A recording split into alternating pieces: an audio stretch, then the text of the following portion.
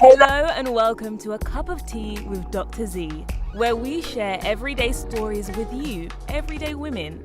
Are you ready to hear heart-to-heart key issues that we all face, no matter where we are in the world? So grab your cup of tea and let's welcome your host, author, international speaker, reinvention strategist, and woman that's full of faith in God and mankind, Dr. Zee Podcast. Hello,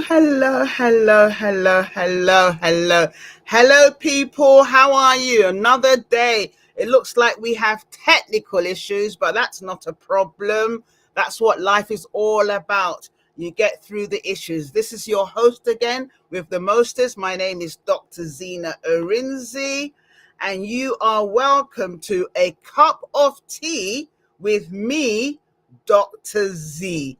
A cup of tea with me, Dr. Zee. It's so lovely to see you again. I hope you're okay. If you're here in the UK, I hope you are keeping hydrated with your cups of tea, cups of water, wine. Don't tell anyone. Put ice in it. I didn't say so. Whatever it is that you need to keep yourself hydrated. I hear that water is the best thing. I don't really like water. So get your cup of tea like I always do. Nice cup of tea. And we will start the show. Today, we've got a lovely treat for you, a fantastic treat. My guest today is such a special woman. I mean, all my guests are special, but this particular guest is really, really special. If you look at the title of today's show, it's all about leadership and children. And, you know, the leaders of tomorrow are the children of today. I'll repeat that for you. The leaders of tomorrow are the children of today. So that's what we're going to talk about. We're going to really unpack it and see, what does that mean?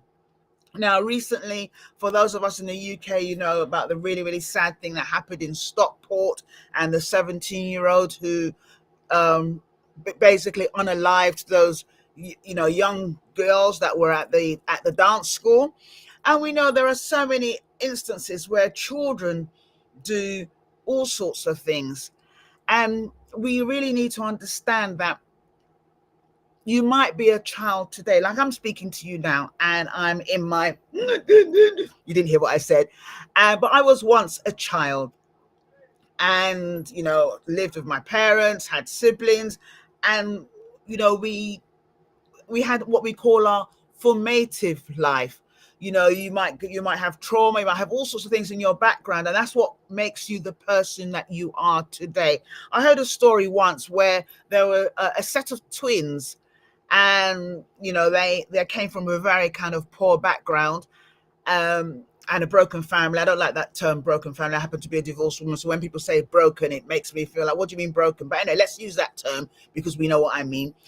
They came from a broken family, and as they were growing up, the one twin, he went to school. He was really serious at school, went to university, got a good job, and the other one followed the route of crime.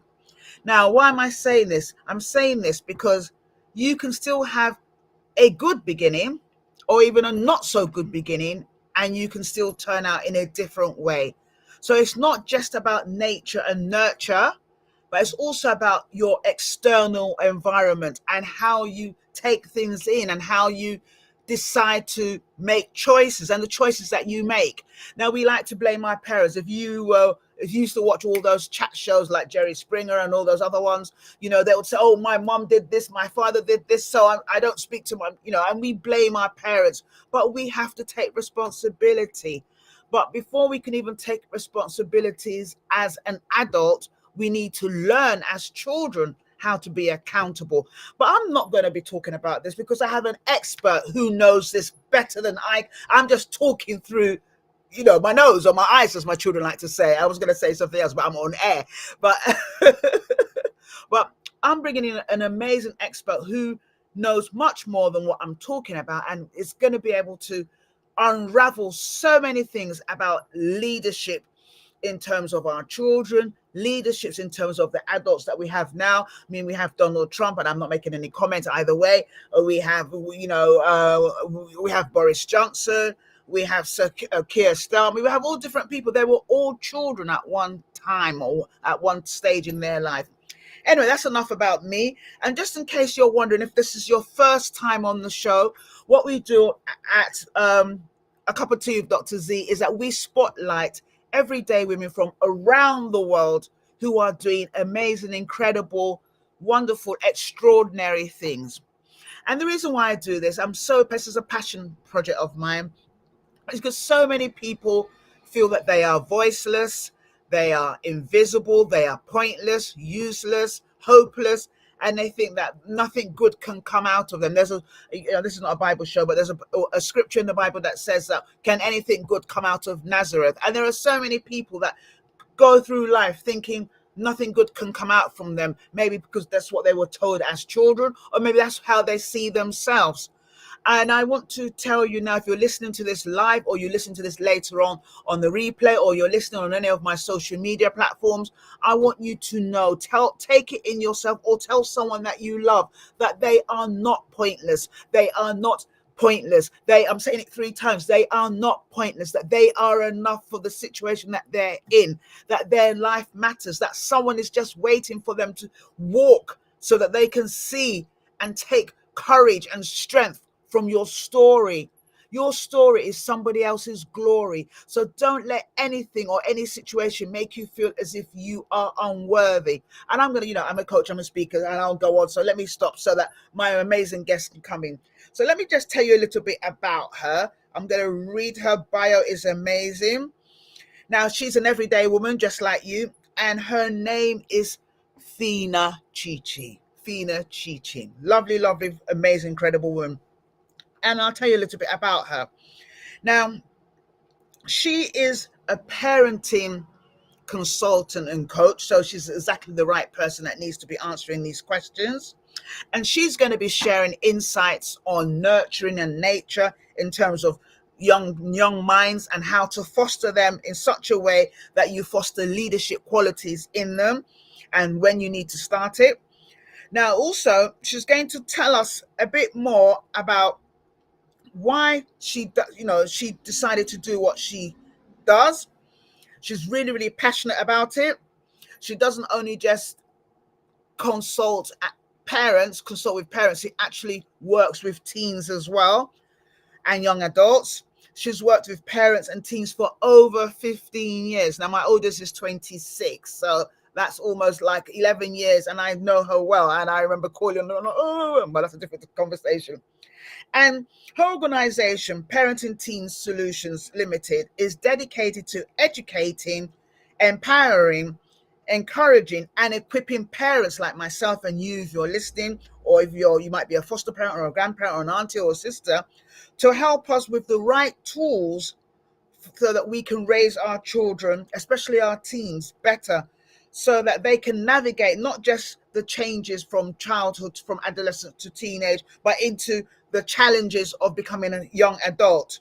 Now, her mission is amazing. Her mission is to help, to support, and to nurture evolving parent-child relationships where things have been disruptive and it looks like nothing else can come good out of it. She works with you to make sure that there will be a complete turnaround, a complete transformation in that relationship. And she accomplishes this by helping parents to do the inner work in themselves first. I know some of you parents don't like hearing that. We always think it's someone else's fault. And if you happen to be from the Black community, you could be African, you could be from the Caribbean, Black America, you could even be, from, South Asia, Indian, Pakistan, our cultures, even from the Latin Americas, our cultures are quite similar. It's like parents, we give the law, we lay down the law. It's you do as I say, not as I do. You don't challenge me. So I can imagine, and I'll ask her this question when I bring her out, the kind of challenges she would have when we're talking about we need to do the inner work first. But it's really true. Now, she's the host of the Parenting Teen Solution podcast, so she's a podcaster just like me.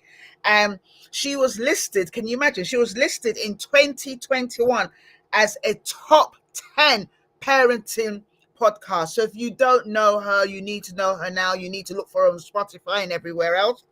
She's an Amazon best-selling author of Parenting Teens Navigation System. She's a global speaker, and she's a church youth leader.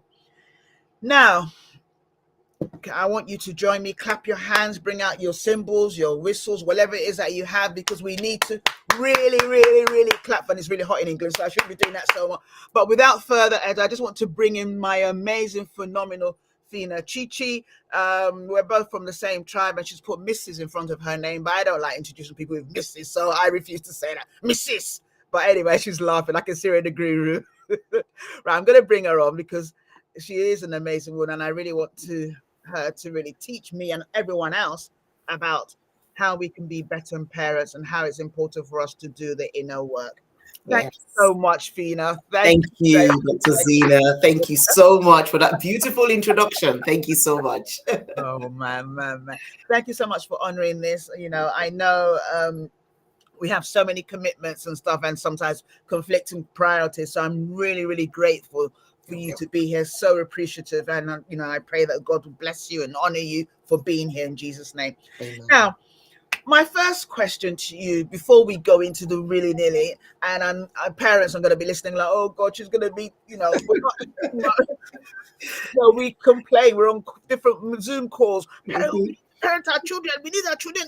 No. We need to do the work. So the first thing I want to do is, what made you decide to not just be a parenting coach, because there are so many, that's 5 to the 10 of 1 and all that, we're all in the same space, but what made you decide to kind of differentiate yourself and go not just about telling parents how to look after their children, but teaching parents to do the inner work and take accountability for some other thing? What was that defining moment? Yeah, it was so many years ago when I lost my 2 aunties. So my mom's only 2 sisters. When they died in the same year, I took a time out. I was a chartered accountant, qualified as a chartered accountant, and was working as a chartered accountant. And I think that the 2 deaths in my family gave me a minute to think about life and see what is it that I'm really supposed to be doing. Because I knew that even though I was doing accounting, and yes, I had a good job and everything, I knew it wasn't I knew that that's not where I was going to end up. So I wasn't seeing visions of, I'm going to lead this company and be their financial controller. And so I wasn't seeing that. So I knew that there was something deeper inside. And so I had to start asking questions, meditating, reading books, praying about it, like, what is my life's purpose? And that was how I was led into teenagers, because I remembered myself as a teenager. I used to be very shy. I used to also have very low self-esteem, but that also was part of my childhood, losing my dad at the age of 5 and and all the trauma that brought for me. I wished that I had someone who could talk to me. I wish that I had someone who, like a team's coach, that could help me see more than I was seeing, because everything in my heart and in my mindset was about, if my dad was here, I would have been able to do this. If my dad was here, I would have been able to do this. So someone to help me see beyond that was something that I craved for. And I knew that I could now, in my adulthood, I could be that person for many young people.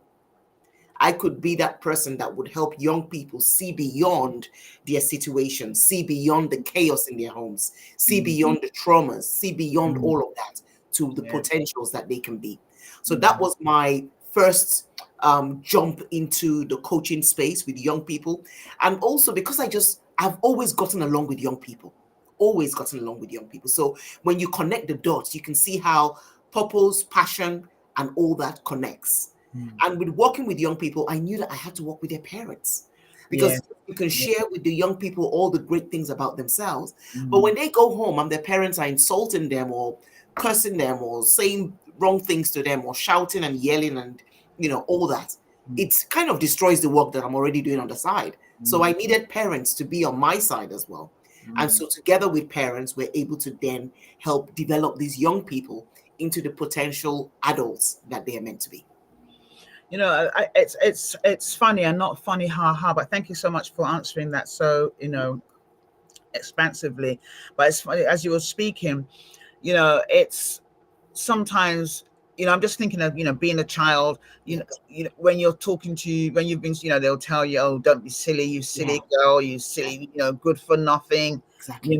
and in as much as, looking now, you've got parents that swear. My parents didn't swear. The parents I knew, all the aunties and uncles, we didn't know what F words were, them on TV and all that. But I think, knowing what I know now, what they were saying were probably equivalent or even worse, because they would, they'll get upset. They would say, yo, you good for nothing. You're not going to come out for anything. And they don't mean it that way. I know, but it's that's words. what they're saying, their words. And that's how they were raised. Yes. That's how they were raised, I'm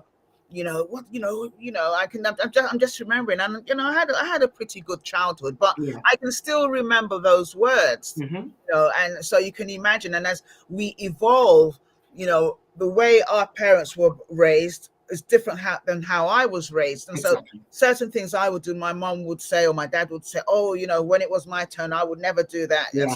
So things have changed. And even when I'm raising my children, young adults, it's the same thing. There'll be certain things they will say, and I'm like, they'll say, oh, Mom, you're being silly. And I'm thinking, I know. I know exactly. And now I'm used to it now. So I'm like, so I'll just, but when I have family that come over from, they don't understand that. No. I would never allow that. You're being silly, and all that. So so you can see the trajectory of how things have changed. And you're absolutely correct. Where you're working with a teen, a young adult, an adolescent, you're doing the work with them, and they go home, and the parents unintentionally, not all the time, they unravel all that. Maybe they've had a hard time at work. Maybe, from the Black community, they could be undocumented, or maybe, they're studying, maybe they're doing jobs that they didn't think they would be, all kinds of stress. They've got bills to pay and all that. And so, and then, the child says something, or the child doesn't have an A, because everyone needs to have an A. Child doesn't have an A in their school report, and then you're like, and you react.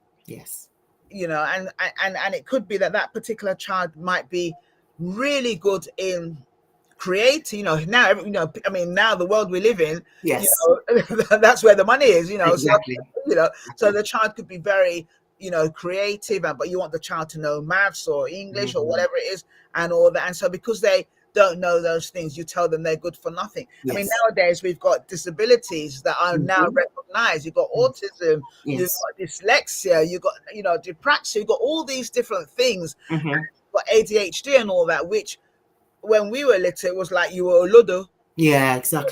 And you told your children that. So it's quite, heartwarming to hear you say that.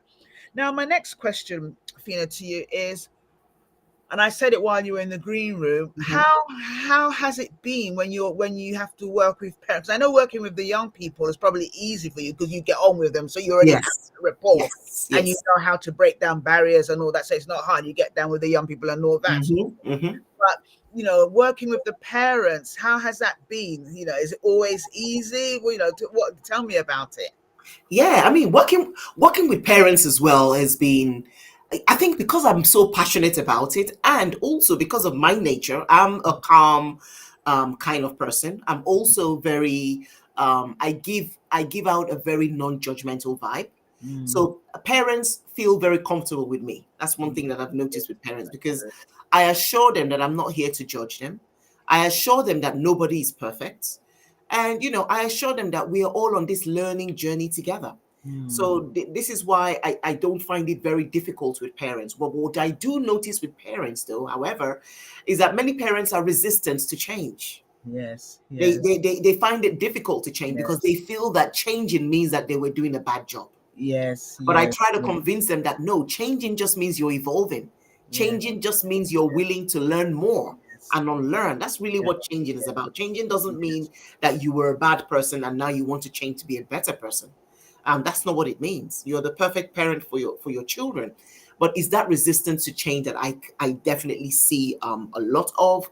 There's the fear of judgment. So I'm very, very in my practice, I have a lot of information that I give parents first, Yes. so that they're relaxed, that they know that, okay, this journey that they're going to come along with myself, that it's a non-judgmental space. And even when I speak as well in workshops and on stages as well, those I have some, you know, pre-introductory things that I talk about, just so that parents are more relaxed and they're open to actually receive and learn and unlearn what it is that I'm sharing with them. So definitely resistant to change, fear of judgment, and, you know, sometimes it's just the lack of awareness as well in many parents. The lack of awareness. They feel that they're not the ones that have the problem, that is the children that have the problem, or in quote social media that is the problem. And while they are not the problem, I always say that they have a solution to the problem.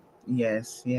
So we're not saying that parents are the problem. We're just saying that parents, you hold the keys to solutions, and let's tap and use those keys to solutions.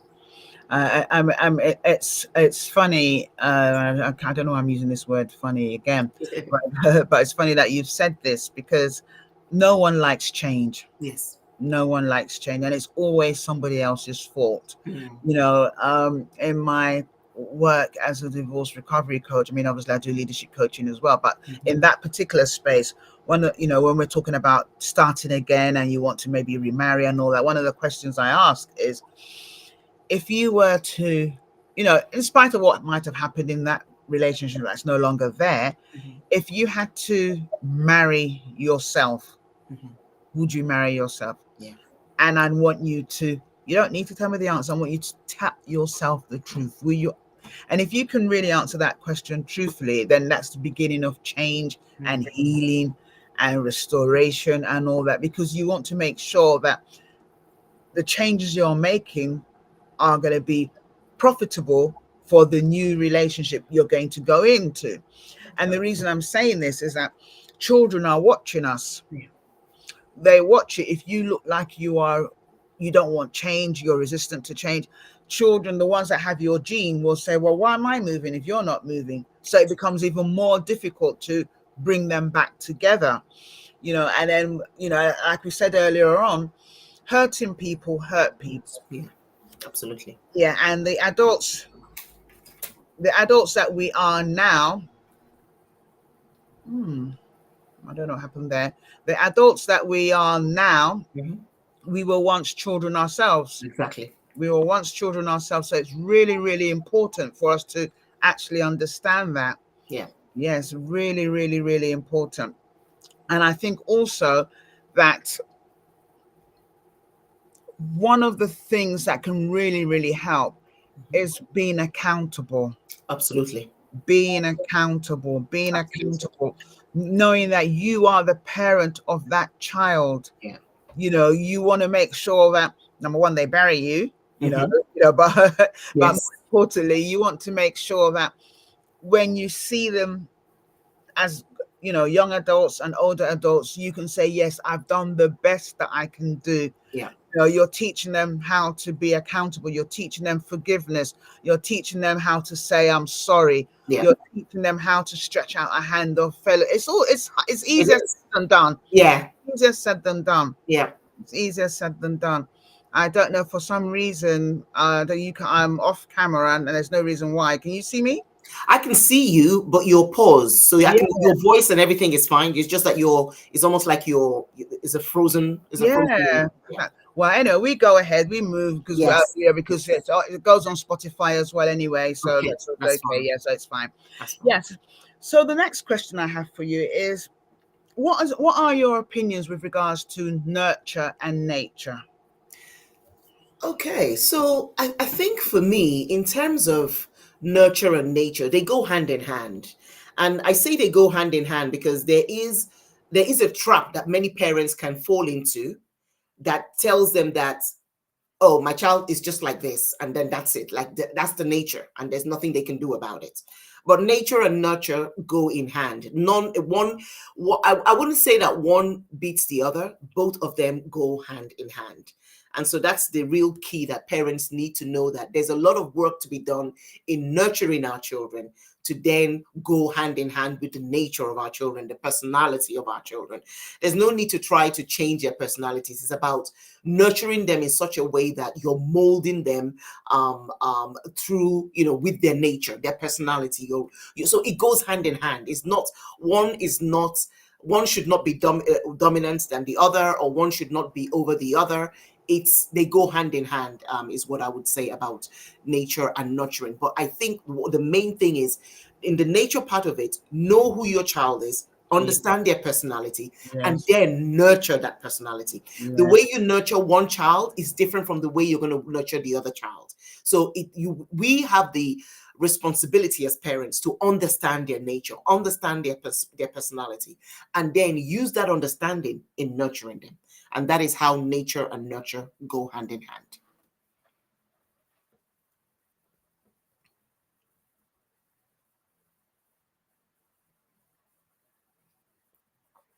And I can continue as you are coming back on. Yes, I can continue. So I think one of the main things that we also are looking at, I'm sure Dr. Zee's questions is going to be, will probably relate to that, is we're talking about our children's future, okay? Our children being the leaders of tomorrow.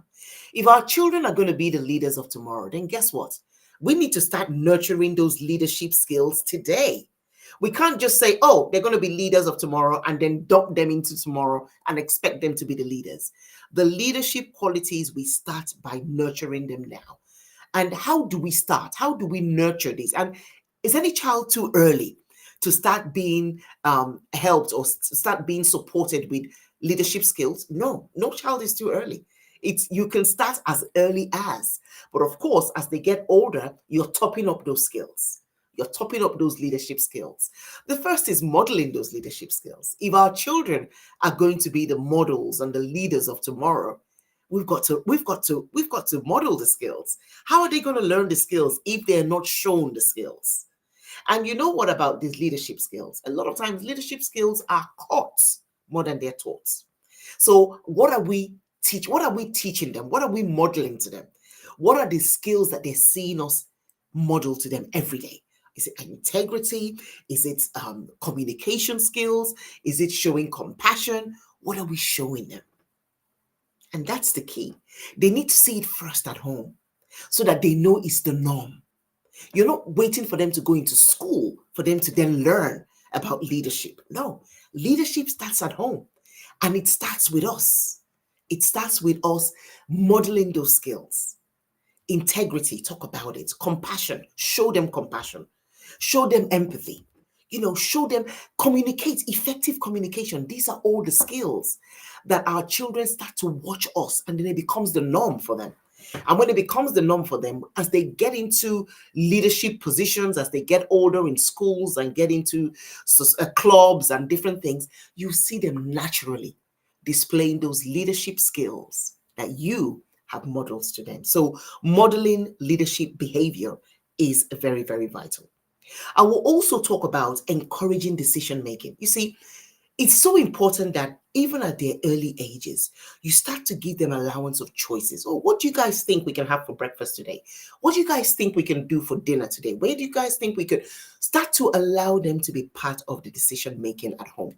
Even if it's tiny things, even if it's to wear their clothes. What clothes are they going to wear? Start to give them the opportunity to decide, because that's what's going to help them, encourage them in decision making.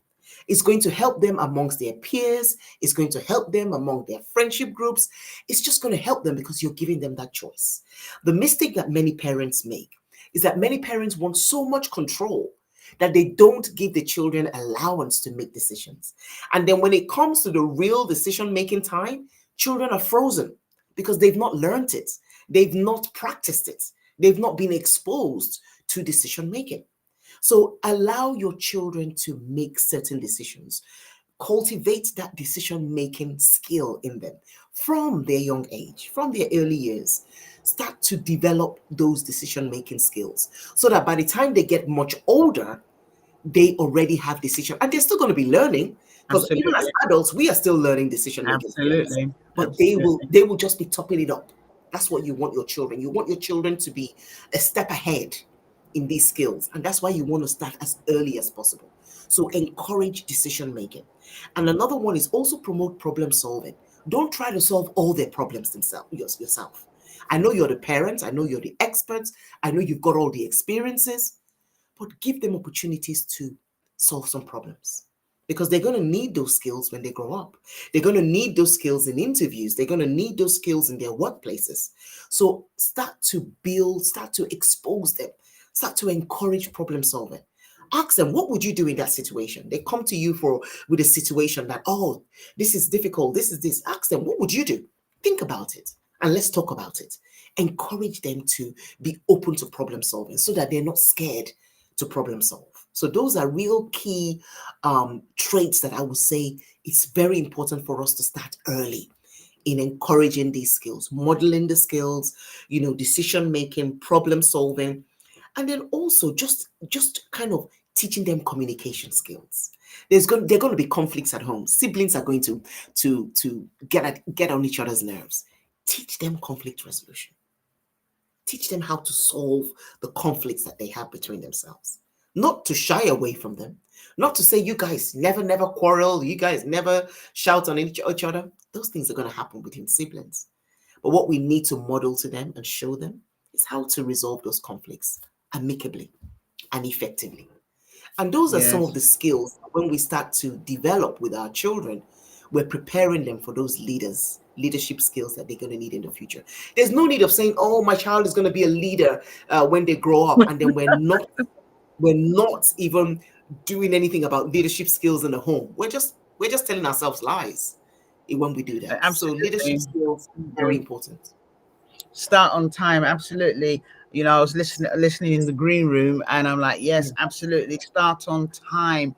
It's like, for instance, some of us in the UK, it could be anywhere around the world. You want your children to go to a particular kind of secondary school, and they're 11 years old, or let's say they're 10 years old, and you're starting, for the 11 plus, and then take them to the tutor, and the tutor's telling you this child will not pass. And you're like, no, this child. You haven't started on time. You start at 6 or 7. That's not too early. That's the right time. So they get used to the stress. They get used to having to do extra work and not coming back from school and playing. It becomes second nature. So it's the same thing. You give your children responsibilities. You give them leadership responsibilities. Say, okay, you are in charge. I remember growing up as a child, and we hated it, but it puts us in good stead. Where my mother would have a rota, and you would be in charge of the dishes one week. Yes. In charge of the louvers. We hated the louvers, because louvers you could cut you, and you can't see me on camera for some reason, but that's a technical. Just apologies for those of you that are watching. I am here. It's not a ghost. I'm here. You can anyway. You hear it. You can also hear the audio anyway. But I remember my job was to do the louver. I hated the louvers because sometimes the louvers could cut you on your wrist, especially if they're replacement louvers. And people be wondering, what's louvers, Dr. Z? So they are like panel on the windows, and you kind of close it. You have loads. So if you have to replace them, they can be sharp. If you've gone to, I can see Althea. Hello, Althea. I can see you and I can't see me. Thank you so much for that lovely comment. Yeah, so we have to start on time. It's really, really important. Teach them young, like the song says. Teach them young, and let them show the way. The people that we have that are leading us now, they didn't start like this. And so I think another thing is to teach our children not to be entitled. Because entitled children become entitled adults. Teach them responsibility. So if it's your responsibility to wash the plates, even if it's 2:00 in the morning, you have to wash those plates. At the moment, I live with my 2 young adults, 26 and 23, and we're 3 of us.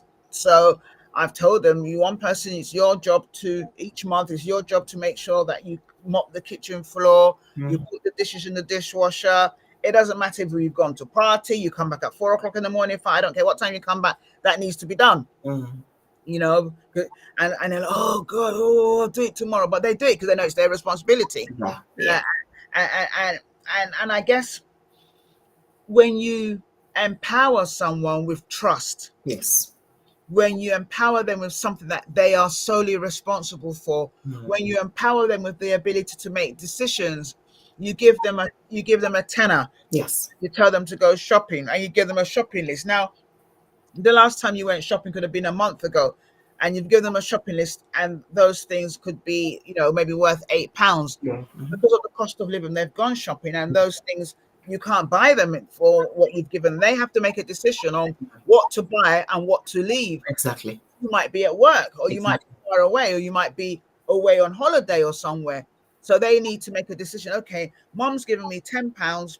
She said I should buy all these things on the list. £10 can't cut it. So what am I getting? So you've given them that empowerment. And then when they do that, you don't tell them off and say, well, I asked you to do this. You have to affirm them. Yes. And say, well done. I probably wouldn't have done it like that, but well done. You've given me something else to think about. And talking about that, I want to ask you about, what do you think about affirming? I'm a big. That's all I did. Again, maybe it's because my love language is affirmation. Words. But yeah, affirmation is my key, or has been my key go-to in parenting all of my children. Affirmations. Before we leave the house, for school, affirmations. I always affirm them, even if someone calls them a name, I tell them they're the opposite of that name that someone calls them. Yes. Affirmations, I've always affirmed, even before affirmations became a big thing, because affirmations helped me as well start to recognize who I am. So I saw that in my young adulthood, how affirmations helped me. And so I that's what, to be honest, that's what I used with my children. Affirmations are very big. And one thing about affirmations is that sometimes people hesitate with affirmations because sometimes they feel that it's fake. They feel that they're not feeling that they're amazing. So why should they say they're amazing? Yes. And so the key, and what I teach young teenagers, is that you don't have to believe it first, but keep saying it. Yes. You deserve to hear those beautiful words. So just keep saying it. And the more you keep saying it, the more you just keep embracing it, because you are saying it. You see, when we say words, our ears are hearing it. Yes. So it's really powerful. But I make them understand, and I assure them even from the start that they may not believe it at first, and that's okay. But that they should keep saying it, keep affirming themselves. And the beautiful thing about affirmations, what I tell young people with affirmations, is that you don't have to say it out loud for everybody to hear.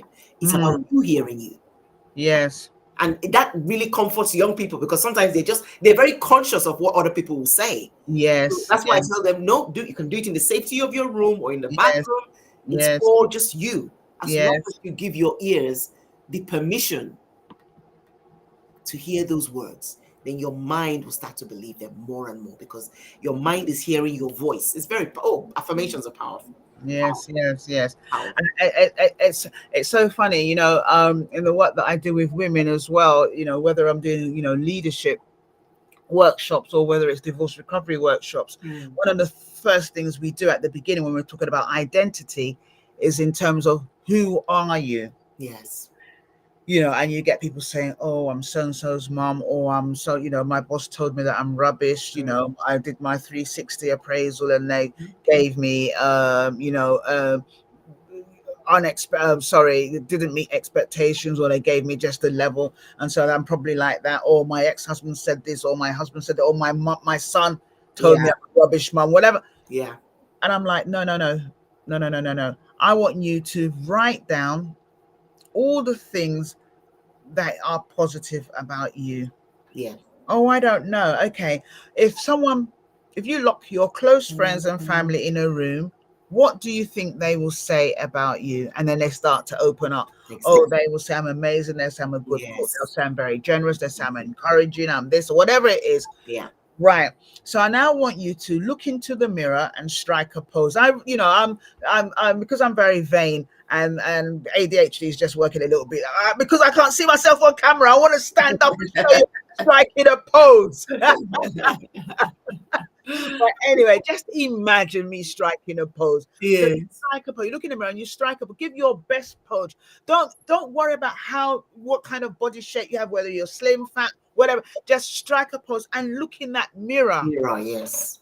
And Very if you happen powerful. to be a Christian, tell yourself that you Yes. are the apple of God's eye. Exactly. And you're a masterpiece. Yeah. Absolutely, Amazing. you're a masterpiece. Yeah. You were worth dying for. That's right. And if you're not a Christian, it doesn't matter. Mm. He died for you, whether you believe in him or not. Yes. So you were worth it. Yes. And let's put faith on the side, for once, because I'll get carried away and I'll take it on to church. But for the fact that you are alive, for the fact that someone picks up the phone and asks you your advice, for the fact that you walk down the road and someone says thank you to you, or you get on the bus and someone says, oh, you look nice, or someone says, there was something you said to me 5 years ago, I've never forgotten it. Yeah. That means that you are worthy and you are wonderful. So even if you didn't get the right affirmation from the people that you expected to affirm you, you need to start by affirming yourself. Absolutely. And then when you affirm yourself, people get to know this is what you expect. Yeah. So when people come within your spaces and within your boundaries, and they start saying things that do not affirm you, you can immediately cut that down. Immediately.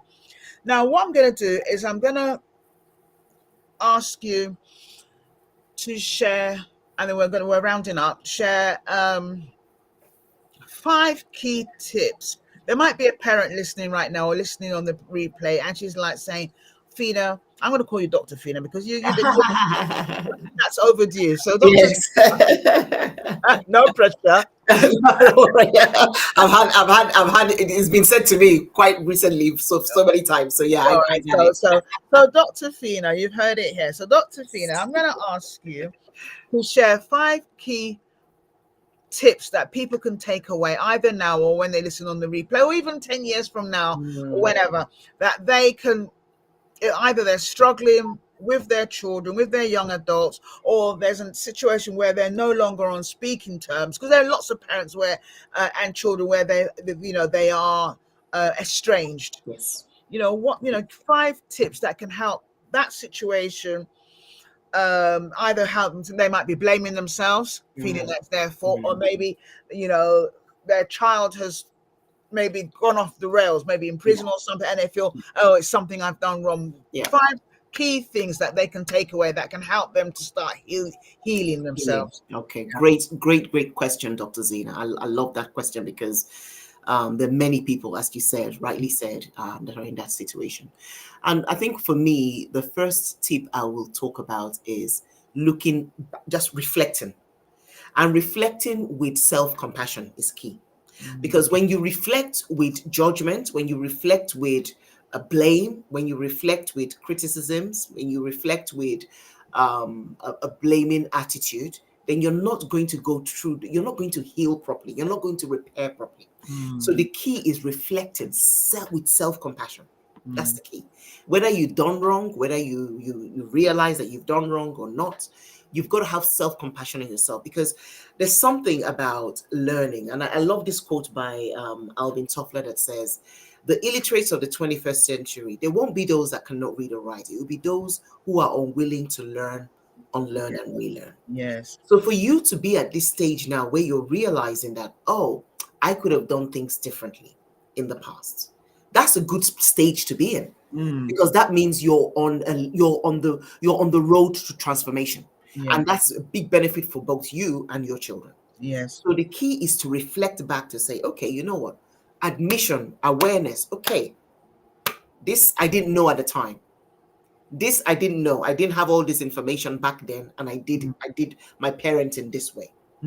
What can I do to make it right going forward? Yes. Yes. That is the key. What can I do to make it right going forward? So it's that self-reflection first. Then the second tip I would share is learn to listen actively, because your children are going to share with you things that they felt was wrong that you did. This is not a time to defend yourself. This is not the time to say, but well, you did this, that's why I did this. That's not the time. This is the time to listen actively. Listen without interruptions. Listen without judgment. Just hear them out. Let them voice out what they need to voice out. Tell them, I'm listening. I can hear you. Thank you for sharing. And when they have finished sharing what they've shared with you, validate their feelings. I see how this made you feel. I can see how this made you feel. I hear you. I hear you. Validate it. That's the third tip. Validate their emotions. And parents, I must say, these emotional skills that we're teaching now parents to practice, these skills are all very new to us, because Yes. we weren't modeled these skills growing up. Yes. No one is expecting you to be the expert in emotional skills at this point. Yes. But the Yes. more you practice it, the more you get better at it. Mm. I didn't think that interrupting was a bad thing. I thought that when my child is saying something, I can interrupt and then correct them as they're talking. This was years ago. I'm laughing because I fall into that Yeah, trap many of us didn't. all the time. Yes, many of us didn't. So And even what now, I else? still have to hold myself. Yes. Yeah. So these emotional skills are new skills for us as parents. But the thing is, by the time we start practicing these emotional skills more and more, then they will be the norm for our children when they're parenting. Absolutely. Fantastic. I love that. Absolutely. So it's really, really key that we stay open. Like Alvin Toffler said in his quote, be open to learn, be open to unlearn and relearn, because those are the literates of the 21st century, people who are willing to learn. And we have to learn these emotional skills, because that's how we're going to be able to get back our children. That's how we're going to be able to reconnect with our children. That's how we're going to be able to build these healthier, sustainable relationships with our children. Yeah. So is that reflecting with self-compassion, listening actively, validating their emotions. Then also, apart from validating their emotions, then also we've got to apologize where we know we went wrong. Yes. Accept responsibility. Yes. Your accepting responsibility doesn't mean you're a bad person. It means that you are an open person willing to have a better future with your children. So accept responsibility. Apologize. I know, again, many of our parents didn't apologize, so we didn't see elders or older people apologizing. Apologize. Yes, but please apologize. And apologizing doesn't make you weak. No, not at all. Many people think that when they apologize, that means they're weak or their children are going to take them for granted. No, they're not. They're going to see you as a role model. They respect you even and respect more. you more, trust you more. Yes. If you're able to apologize. But apart from apologizing, the fifth point I'm going to share here is be consistent with the new you. Be consistent with the new you, because if you apologize and then go back to your old ways, apologize, go back to your old ways, apologize, go back to your old ways, you lose the trust. Yes. So try and be consistent for as much as you can. And the more you practice being consistent, the more it becomes the norm for you. Yes. And I'm not saying that you're going to be perfect all the time, but those times when you're not perfect, tell your children, I've messed up again. Oh, I'm so sorry. See, I was on a roll. And now look at, put some humor in it. Bring some humor into it and say, oh man, after 5 days, after 2 months, and now this, I am so sorry. Your children you're literally in my house. Oh, exactly. Your children will laugh because they know that mistakes are normal. You make mistakes be normal. And you guys can laugh about it. You get back on your back again and then, do the things that you need to do. And it's just fun. Yes. Being in that process of learning, unlearning, and relearning with your children, and your children seeing that you're not perfect, but you keep going, you keep trying. Yes. And that's really the key to parenting and parenting in this 21st century, especially if you know that your child or your children are going to be future leaders. These are real key factors. Dr. Fina, and I'm not saying that. I'm saying that with with my utmost respect and honor. These are amazing tips. I wish I'd kind of drew on you much more when the kids were much younger, but I had to learn the hard way because I'm a listener. Yes. So, one of the things you were talking about listening, my children say, Mom, you're not listening. But I am listening. You're not listening. I'm like, Lord, what do they mean? I'm listening. Yes. And then learning about, interrupting. My youngest child, has autism. She's, has Asperger's. And so one of her biggest pet hates, apart from personal space, is interruption. Yes. It will trigger them. Yes. Yeah, triggers. She has meltdowns and everything. And I'm confused. Like, what? Why is she behaving like, and so I have to learn. Yes. And so my prayer for everyone listening is that you don't have to learn, take the tips. Yes. For some people, learning is too late. I was, very fortunate, we're very close knit. Yes. And but even with that, my kids will say things like, oh, Mom did this, but I know Mom didn't do it from a wicked heart. Yeah, exactly. She's probably scatterbrained, forgot something. So anyway, so Mom, I'm going to give you that grace because you're always quick to say sorry. Or they'll say something like, Mom, you always accept. Stop accepting. Just don't. And I'm like, there's no way, and there's no way that's the right way. And they'll be laughing. So it doesn't make you, a less of a person, as an adult. And the most important thing is that when you do this, you might think that you're doing it for the children, but you're actually doing it for yourself. Absolutely. Because those children will be adults. And if you don't apologize when they grow up, they will not apologize. Absolutely. They will not take accountability. We've got examples all over the world of leaders today who are not accountable. You ask the leader this question and they answer it in a different way. Absolutely. And I'm not being political, but this is just, we want to make sure that our kids, and it's never too late. It's never too late. Start with you. Yes. Start with you. Model what you want to see in your children. Exactly. Model what, and I'm talking from experience. When you're talking and nagging, it doesn't work. No. At all. Doesn't nag, the emotional blackmail. I wish you could see me. I'm like, oh, you want to kill me? Yeah. You fall on the floor. They just look at you and walk past. That's not working because that you worked during my mom's time. My mom would lie on the floor and say, yes, be so active. So true. I'm sorry, I won't do it again. Yeah, exactly. I lie on the floor here. They just step over me. You step over. I'll keep walking. Stop being dramatic. You're always being dramatic. So those things don't work. It doesn't work. So, but what does work, like you said, is being consistent. Whether it's in discipline, whether it's in the changes that you are making yourself, be consistent. And when you get it wrong, put your hands up. You have no idea what that does. That alone does so much for your children's psyche. They model that. They model it in the workplace. My children say things like, oh, Mom, oh, so-and-so, something at work. Oh, my boss was doing this and just being an idiot, whatever.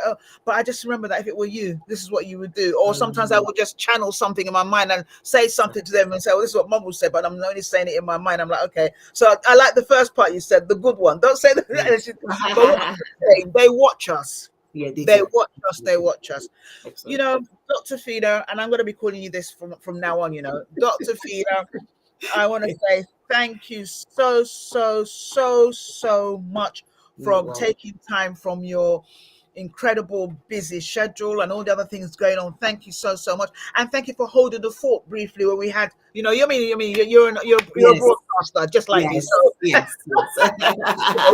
Thank you so much. You are welcome. You are so welcome. Thank you for having me as well, and I enjoyed everything. No, you're coming back. You're coming back. Yes, of course. Oh yes, you're coming back. We haven't finished. We're just touching the surface. Yes, absolutely. Thank you so much. People, I know you can't see me, but thank you so much for listening. You can listen to this on Spotify. It will be uploaded on Spotify. You can watch the replay on YouTube, or if you're watching on any of my social media platforms, I hope this has been really, really valuable. If it's not for you, share it with your family and friends. They will have something that they can take forward. And Althea, thank you so much for your wonderful comments. God bless you. Thank you so much. Right. So this is time for us to go. I never like going. I don't like bye-byes. Oh, my days.